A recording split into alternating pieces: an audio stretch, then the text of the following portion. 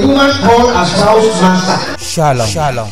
About Sarah, she was referring to Abraham as my Lord, as my Lord, as my Lord, as my Lord.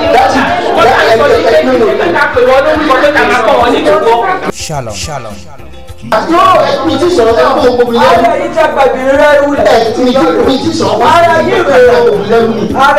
Shalom. Shalom. To know if a family relationship is in trouble. Shalom. Shalom. Because the bottom man break the home only see relationship tó bá ti wà too crowded. Shalom. Shalom. But ìgbà míì kò kì í ṣe nítorí pé ọkùnrin àbí obìnrin lẹ́yìn lọ àbí ni wọ́n ṣe ń lọ kí fún. King's Crown Radio, KCR2. When you communicate with each other, you relieve the stress. Shalom. Shalom.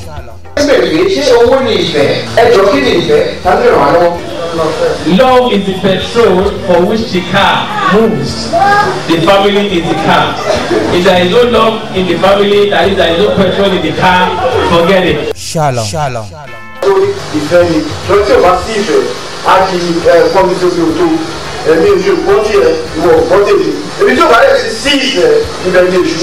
Shalom. Shalom. What are the reasons leading couples, either man or woman, into extramarital relationship? Shalom. Shalom.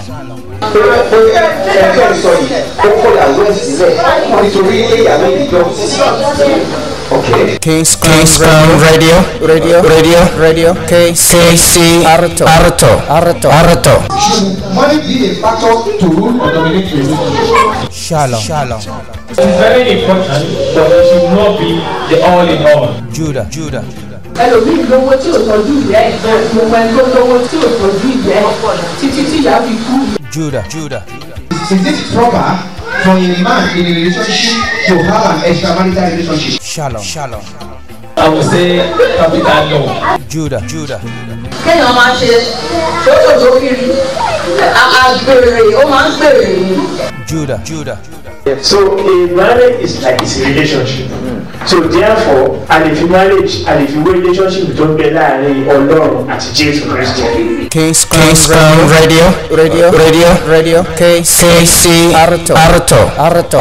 Shalom. Religion àti relationship. Judah. We are very confused. There's a difference between religion and relationship with God.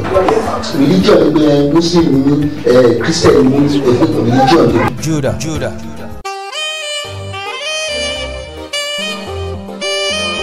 You are welcome to King's Crown Radio Station, KCR2, the digital and internet radio station, the station for the elites and the world, broadcasting and streaming from London, Canada, and America. To call the station, please dial 0741 7545333. I repeat, 0741 7545333.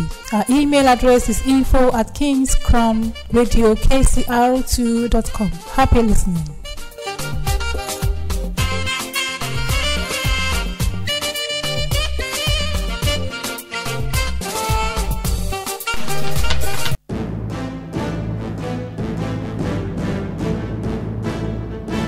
Welcome to the feature of real-time gospel and evangelism. Barking, Dagenham and Essex present Promised Land Cherubim and Seraphim Church at Jagun, London. Address: Unit G5, Ajax Works, Hertford Road, Barking, Essex, IG 118DY. Beside the big yellow self-storage building at the top of Mountain of Fire Church. Prophet in charge, Prophet Moses Taiwo. Contact phone number 07943 143 004 and 0742 479 0242. Our time of services are Wednesday, Shiloh, 7 p.m. to 9 p.m. Friday, night vigil, 10 p.m. to 4 a.m. Sunday, Bible class, 10 a.m. to 11 a.m. Praise and worship, 11 a.m. to 12 p.m. Thanksgiving starts from 12 p.m. to 3 p.m. Come one, come all. Salvation is free. Promised Land. King's Crown Radio, la fẹ́ gbọ́. King's Crown Radio, la fẹ́ gbọ́. Tó bá jẹ́ tọgbọ́n, tó bá jẹ́ tóyé, tó bá jẹ́ tìmọ̀.